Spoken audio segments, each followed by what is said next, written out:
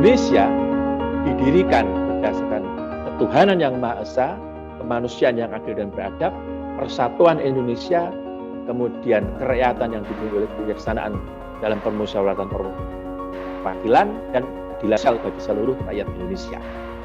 5 sila ini lah yang kemudian sesungguhnya melandasi Indonesia as a religious modern state.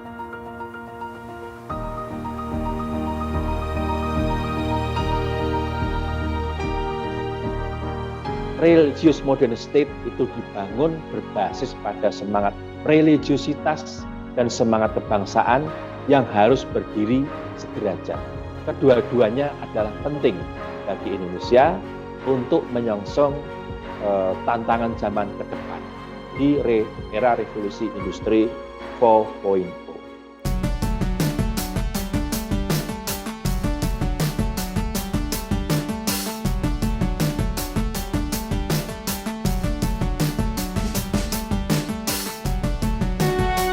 Assalamualaikum warahmatullahi wabarakatuh. Salam sejahtera, salam damai, Om Swastiastu, Namo Buddhaya, salam kebajikan, dan salam Pancasila. Saya akan share screen, akan membagikan materi saya melalui tayangan ini. Mudah-mudahan bisa dipahami oleh Anda sekalian.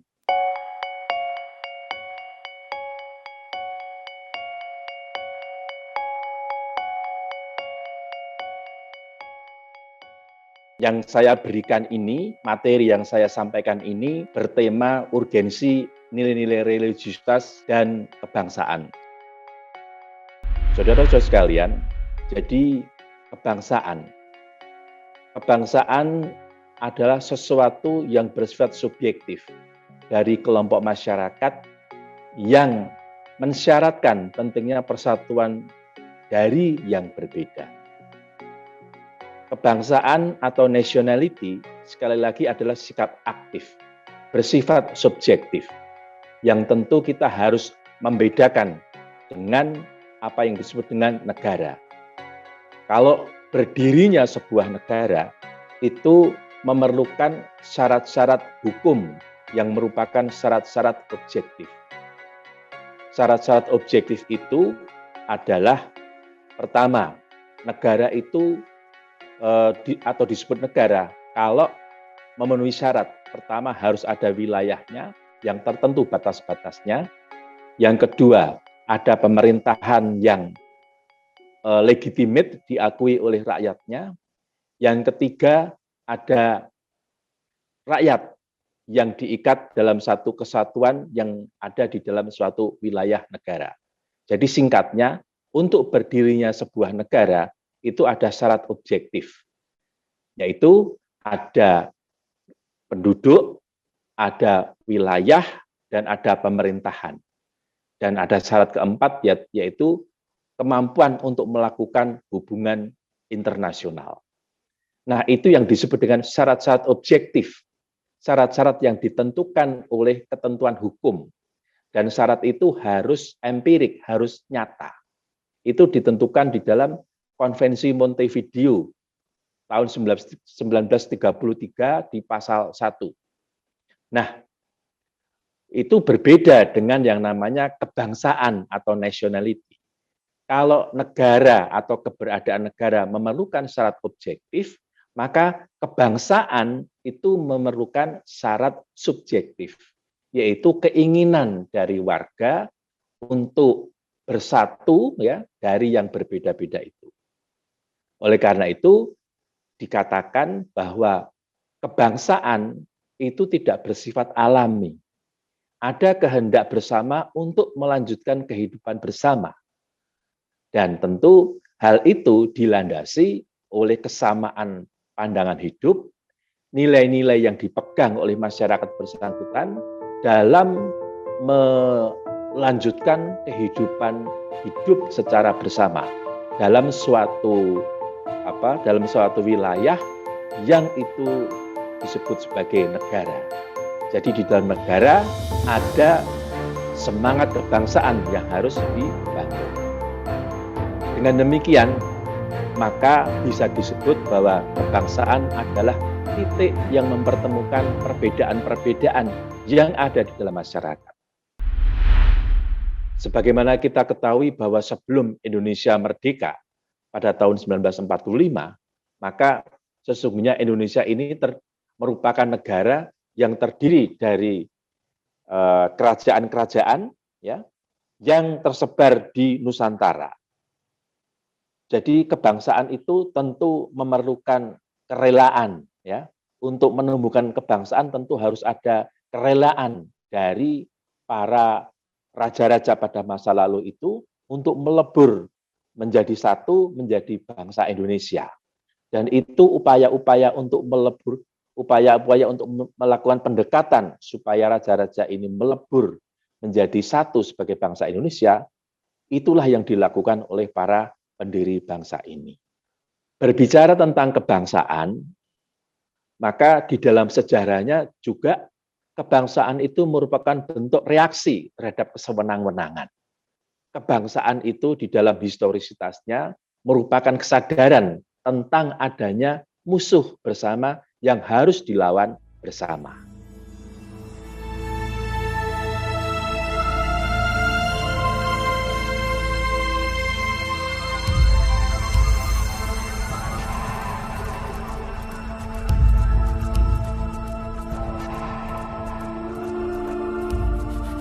Tentang prinsip sila kebangsaan dalam persatuan Indonesia. Kebangsaan Indonesia sesungguhnya tumbuh karena persatuan nasib, persatuan antara orang dengan tanah air, tempat hidupnya. Jadi dengan demikian, maka sebenarnya di dalam kebangsaan itu ada semangat atau ada rasa bahwa orang Indonesia itu merasa satu dengan tempat dia hidup, gitu. Merasa satu dengan tempat dia hidup. Jadi ada perasaan bahwa dia merupakan bagian dari alam di tempat di mana dia hidup.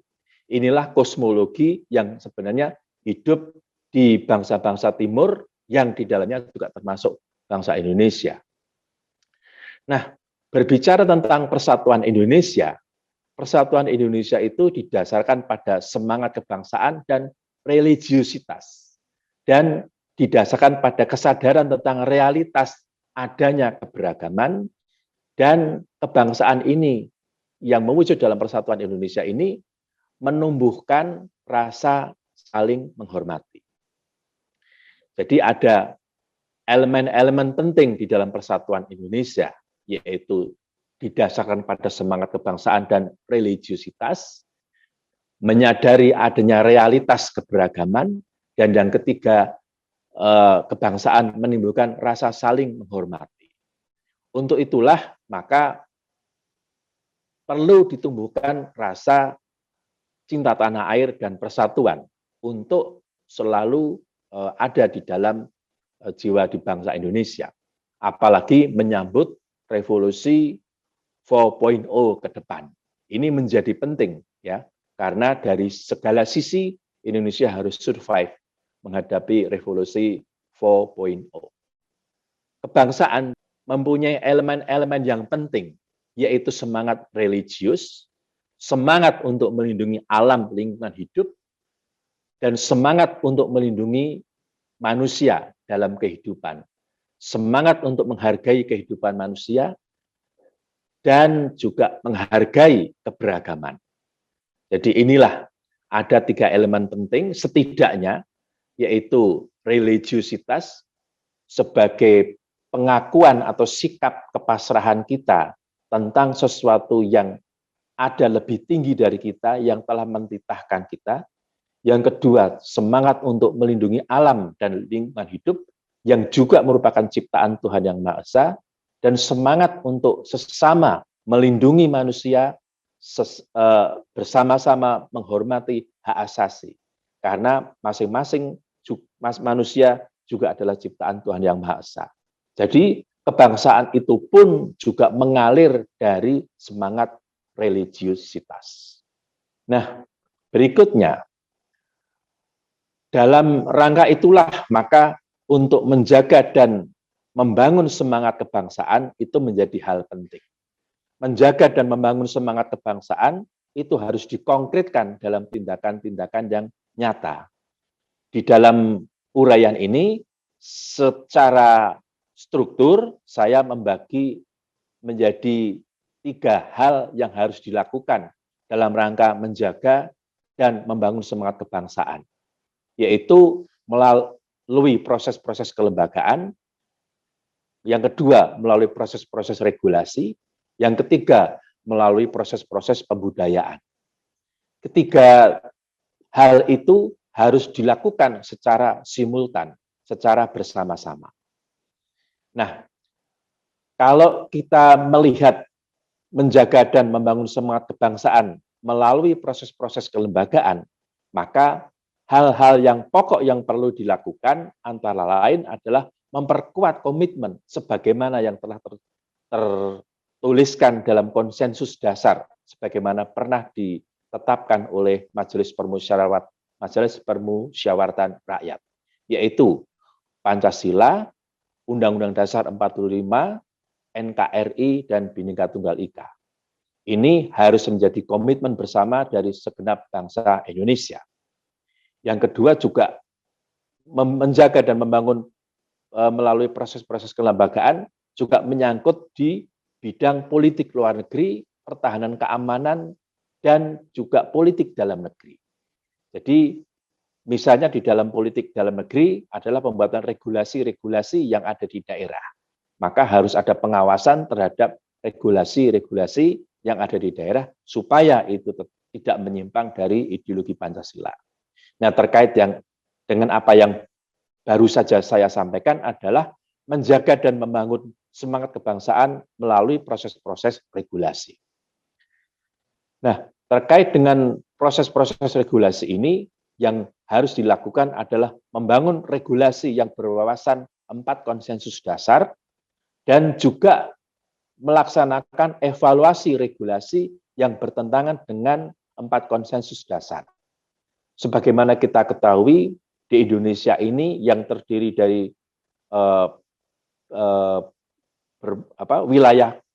wilayah provinsi, kabupaten, dan kota, ternyata masih banyak sekali peraturan perundang-undangan, produk peraturan perundang-undangan di daerah yang substansinya bertentangan dengan ideologi Pancasila. Ini menjadi PR besar kita, ya, karena peraturan perundang-undangan yang seperti itu tentu peraturan perundang-undangan yang tidak bisa dibenarkan karena sangat diskriminatif dan bertentangan dengan ideologi Pancasila. Sebagaimana kita ketahui dan harus diketahui adalah berdasarkan Undang-Undang Nomor 12 Tahun 2011 yang sudah diperbarui atau diubah dengan Undang-Undang Nomor 15 Tahun 2019 tentang perubahan Undang-Undang Nomor 12 Tahun 2011 tentang peraturan perundang-undangan, di pasal 2 disebutkan bahwa sumber dari segala sumber hukum negara adalah Pancasila. Oleh karena itu, peraturan perundang-undangan di daerah harus tidak boleh menyimpang dari ideologi Pancasila. Selanjutnya, menjaga dan membangun semangat kebangsaan dilakukan juga melalui proses-proses budaya. Ini menjadi penting. Ya. Budaya dalam hal ini saya konsepsikan sebagai produk dari pola-pola perilaku yang terus-menerus, yang kemudian pola perilaku yang terus-menerus itu dianggap oleh masyarakat bersangkutan sebagai keharusan. Dan budaya itu bersumber dari perilaku, dan perilaku itu bersumber dari nilai-nilai yang sudah dikukuhi atau sudah dianut oleh masyarakat bersangkutan. Tentu yang disebut dengan nilai-nilai ini bersumber dari pengalaman hidup, yaitu pengalaman fakta dan pengalaman batin seseorang atau komunitas bersangkutan. Nah, dalam hal ini Pancasila itu juga bisa dimaknai sebagai nilai-nilai yang hidup dalam masyarakat, karena dalam sejarahnya prinsip-prinsip yang terkandung dalam Pancasila itu sesungguhnya juga bersumber dari nilai-nilai yang sudah hidup di dalam bangsa Indonesia. Sekali lagi, nilai-nilai itu dikonsepsikan sebagai sesuatu yang abstrak yang bersumber dari pengalaman hidup, fakta, maupun pengalaman batin seseorang atau komunitas. Tentu nilai-nilai itu kemudian dipahami dan kemudian ada pemilihan atau seleksi atas nilai-nilai itu. Ada nilai yang baik, ada nilai yang tidak baik, dan nilai yang baik-baik itulah yang kemudian menjadi bagian atau menjadi prinsip-prinsip yang itu terkandung di dalam Pancasila.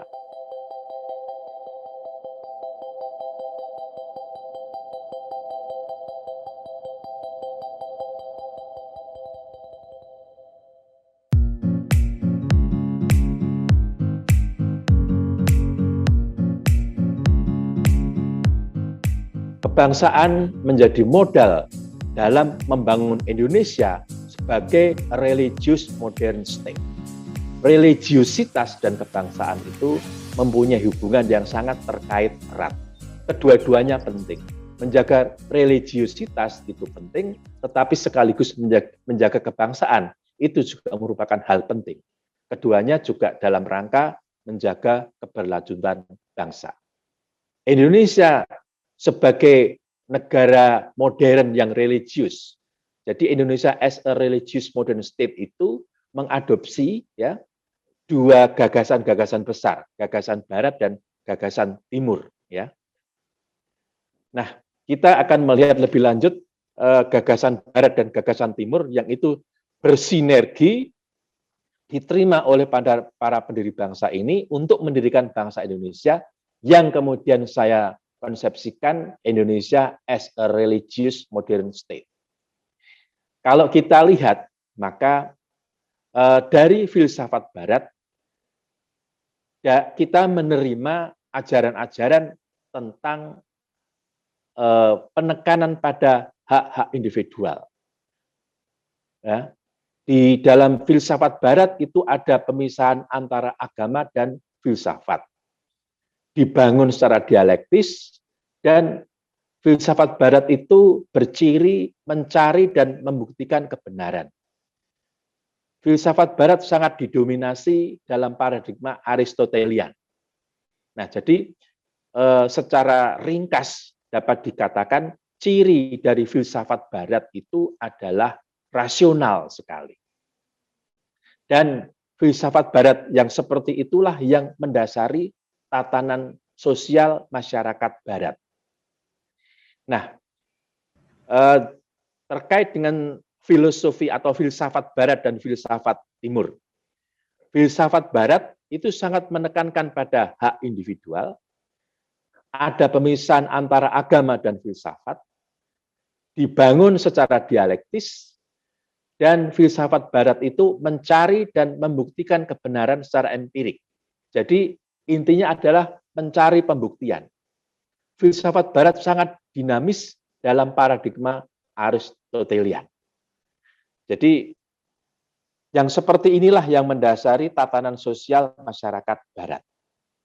Nah, berbeda dengan itu adalah di filsafat timur.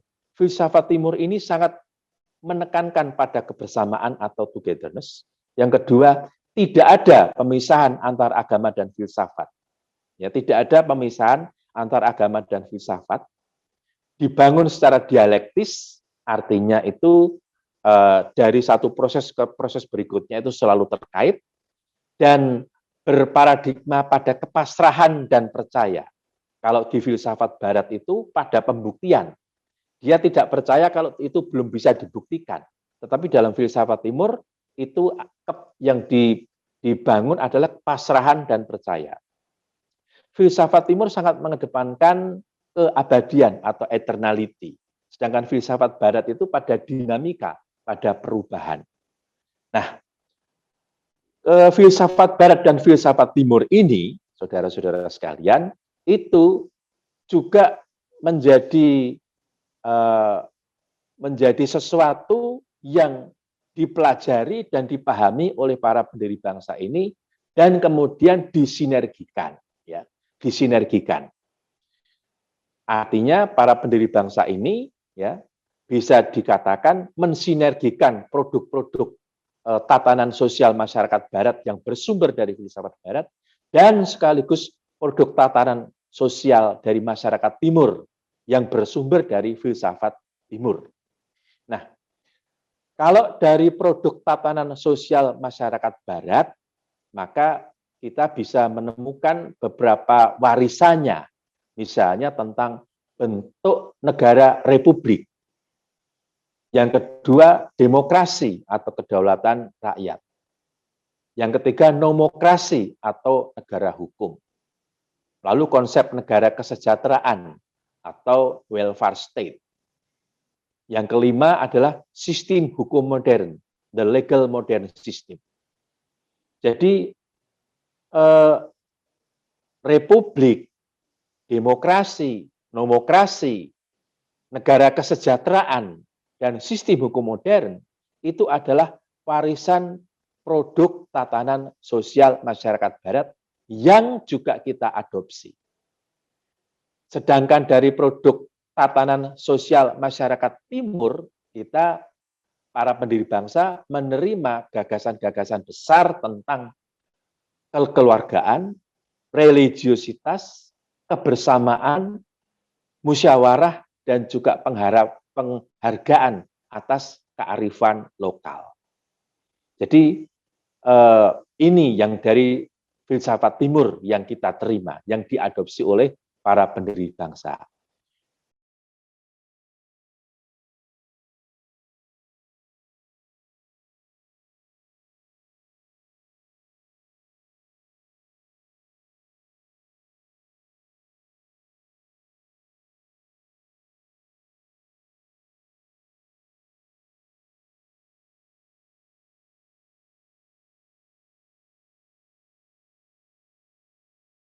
Kedua produk tatanan sosial ini itu disinergikan dan menjadi landasan pembentukan apa yang disebut dengan negara Indonesia yang berketuhanan. Yang saya sebut di sini religious modern state. Indonesia sebagai negara modern yang religius. Nah, di dalam gagasan Indonesia sebagai negara modern yang religius, dengan demikian Indonesia didirikan berdasarkan ketuhanan yang Maha Esa, kemanusiaan yang adil dan beradab, persatuan Indonesia, kemudian kerakyatan yang dipimpin oleh kebijaksanaan dalam permusyawaratan perwakilan, dan keadilan sosial bagi seluruh rakyat Indonesia. 5 sila inilah yang kemudian sesungguhnya melandasi Indonesia as a religious modern state. Dilandaskan pada Pancasila. Dan keberadaan atau peran Pancasila itu adalah untuk mewujudkan masyarakat adil dan makmur. Jadi dengan demikian kita berbicara Pancasila itu bukan sekedar penuntun tingkah laku yang selama ini kita kenal, tetapi sesungguhnya ada rencana-rencana besar para pendiri bangsa ini dengan mengarus utamakan Pancasila di dalam kehidupan berbangsa dan bernegara. Nah, Bapak Ibu yang kami hormati, tentu mewujudkan hal-hal yang barusan saya sampaikan tadi itu bukan pekerjaan mudah. Banyak tantangan-tantangan penanaman nilai-nilai kebangsaan. Yang pertama adalah hilangnya Pancasila dalam wacana publik pasca reformasi, atau setidaknya berkurangnya diskursus Pancasila ya pasca reformasi. Sebagaimana kita ketahui ya, reformasi di Indonesia terjadi pada tahun 1998. Yang waktu itu kemudian semangat reformasi salah satunya berimplikasi pada pembubaran BP7. Setidaknya BP7 mempunyai peran untuk memperkenalkan kepada kita tentang Pancasila. Tetapi sesudah BP7 waktu itu dibubarkan, maka semakin hilang Pancasila dalam wacana publik. Yang kedua adalah melemahnya pengarus utamaan Pancasila dalam dunia pendidikan. Selama ini Pancasila hanya dipelajari sebagai ilmu pengetahuan. Kalau Pancasila dipelajari sebagai ilmu pengetahuan, maka cara mengkonsepsikannya adalah dalam cara seperti berpikir positivistik, yaitu Pancasila itu menjadi sesuatu di luar diri kita untuk kita pelajari atau sekedar dipelajari, tetapi bukan untuk kemudian diimplementasikan. Nah, hal seperti itu yang kemudian sangat memprihatinkan dan membuat warga, khususnya generasi muda, semakin jauh dari pemahaman dan implementasi ideologi Pancasila. Tantangan berikutnya adalah juga sikap memungkiri realitas bahwa kita ini beragam. Bahwa manusia Indonesia ini juga selain beragam, juga berdiri sederajat. Yang satu tidak bisa di atas yang lain. Nah, memungkiri realitas keberagaman itu sesuatu yang sangat-sangat aneh begitu di Indonesia. Karena realitasnya kita ini memang beragam. Justru sebenarnya keberagaman itu, keberbedaan-keberbedaan itu merupakan rahmat karena justru dengan itu Indonesia menjadi kuat. Kalau kita ambil contoh misalnya keberagaman adalah terkait dengan keragaman hayati yang ada di Indonesia. Keberagaman atau keragaman hayati di Indonesia atau lebih sering disebut biodiversity di Indonesia itu merupakan hal yang sangat berguna bagi penyediaan obat-obatan sebenarnya. Bahan mentah bagi obat-obatan adalah keragaman hayati yang ada di dunia. Dan Indonesia termasuk negara yang mempunyai keragaman hayati yang tinggi, ya. Sampai sekarang pun masih diakui, sekalipun itu pun sudah mulai berkurang. Tetapi keberagaman itu menjadi penting karena bagi dunia keberagaman tumbuhan atau keberagaman hayati itu merupakan wahana penyediaan bahan mentah untuk pembuatan obat. Jadi ada gunanya juga bagi kepentingan kemanusiaan. Itulah sebenarnya salah satu contoh ya dari manfaat keberagaman. Ada kekuatan yang bisa diambil dari sebuah keberagaman. Nah, tantangan berikutnya dari penanaman nilai-nilai kebangsaan adalah ekses dari dominasi pasar bebas. Ekses, jadi ada dampak negatif dari pasar bebas, ya. Karena pasar bebas itu bukan hanya terkait dengan soal ekonomi, tetapi juga terkait dengan peraturan perundang-undangan, terkait juga dengan sikap budaya masyarakatnya. Antara lain sikap-sikap yang disebut kosmopolitan dan sebaliknya di sisi atau di muara yang lain adalah sikap-sikap individualisme. Kemudian tantangan penanaman nilai-nilai kebangsaan berikutnya adalah berkembangnya paham dan ideologi yang sesungguhnya tidak bersumber dari budaya bangsa. Sebagaimana kita ketahui, pasca reformasi 1997-1998 itu, ketika Pancasila itu kemudian jauh dari wacana publik, maka yang justru mudah masuk di Indonesia adalah ideologi-ideologi asing atau ideologi-ideologi yang bersifat transnasional, dan itu masuk dalam pemahaman para generasi muda. Sehingga kemudian kita bisa paham kalau kemudian generasi muda lebih tertarik dengan itu dan tidak tertarik dengan Pancasila. Nah, ini hal-hal yang bisa disebut menjadi tantangan penanaman nilai-nilai kebangsaan. Nah, Bapak Ibu sekalian, saya lanjut presentasi ini. Jadi ini penjelasan tentang globalisasi dan reformasi yang saling berhubungan. Kiranya apa itu globalisasi dan reformasi? Mungkin perlu saya sampaikan sedikit bahwa globalisasi adalah fenomena perluasan hubungan-hubungan sosial yang dari bersifat lokal menjadi mengglobal berkat kemajuan teknologi informasi. Ada kesadaran-kesadaran baru yang telah dibangun dari proses globalisasi, yaitu yang pertama, adanya pemberlakuan pasar bebas multilateral.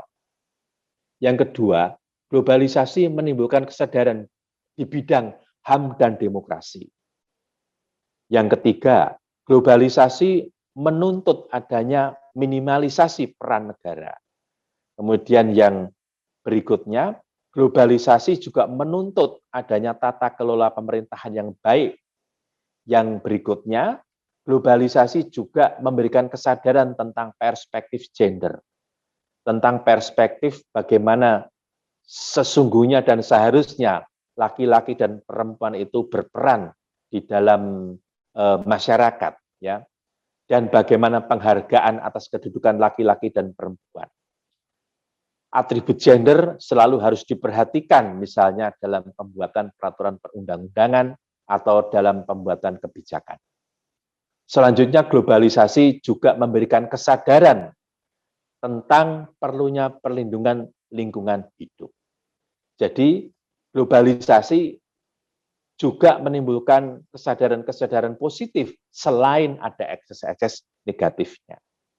Nah, Bapak, Ibu, dan saudara-saudara sekalian, globalisasi yang terjadi pada sekitar tahun 1989-1990 ini, itu juga langsung atau tidak langsung berpengaruh juga pada terjadinya reformasi tahun 1997-1998 di Indonesia.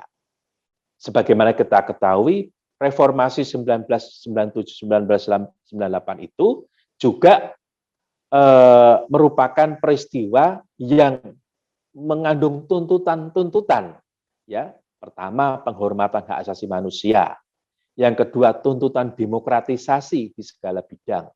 Yang ketiga, tuntutan penghormatan hukum. Yang keempat, tuntutan tentang kebebasan pers. Yang berikutnya, tuntutan tentang harus adanya anti korupsi, kolusi, dan nepotisme. Ada tuntutan untuk tata kelola pemerintahan yang baik, dan yang terakhir, amandemen Undang-Undang Dasar 1945. Jadi, kalau kita lihat dari kedua peristiwa itu, bisa dikatakan bahwa globalisasi secara langsung atau tidak langsung itu memberi implikasi pada reformasi 1997-1998. Bapak Ibu sekalian, pada gambar sebelumnya tadi sudah saya sampaikan bahwa reformasi 1997-1998 itu kemudian mempunyai efek atau dampak lebih lanjut, yaitu pembubaran BP7 misalnya. Ya, BP7 yang selama kurun waktu sejak tahun 1978 itu mengawal program-program P4, Pedoman Penghayatan dan Pengamalan Pancasila, itu lalu dibubarkan. Maka akibatnya apa? Akibatnya adalah Pancasila menjadi hilang dalam wacana publik. Nah, lebih lanjut, kemudian akibat dari hilangnya Pancasila dari wacana publik itu, maka bisa dikatakan yang terjadi di Indonesia adalah bangsa Indonesia menjadi kehilangan yang disebut dengan light star atau bintang penuntun. Yang tadi disebabkan karena hilangnya Pancasila dalam wacana publik, ya. Kemudian yang terjadi karena juga melemahnya pengarus utamaan Pancasila dalam pendidikan dan berkembangnya paham dan ideologi asing yang tidak bersumber dari budaya bangsa. Jadi ada sebab akibat di sini yang akhirnya berujung pada hilangnya, ya, bintang penuntun itu yang sebenarnya berguna dalam menuntun arah bangsa Indonesia dalam menghadapi tantangan-tantangan ke depan. Dampak lebih lanjut kemudian apa? Terjadi ini, tumbuhnya eksklusivisme, intoleran, sikap anti keberagaman, dan kuatnya politik identitas di Indonesia.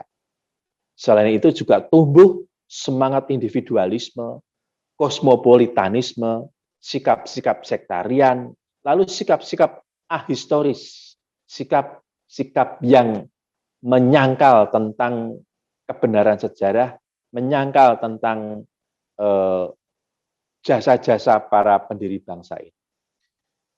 Sikap kosmopolitan adalah sikap yang berangkat dari cara berpikir bahwa diri seseorang itu merasa dirinya menjadi anggota bangsa-bangsa di dunia, menjadi anggota masyarakat global, dan seolah-olah melepaskan diri dari komitmennya sebagai anggota atau sebagai warga suatu negara.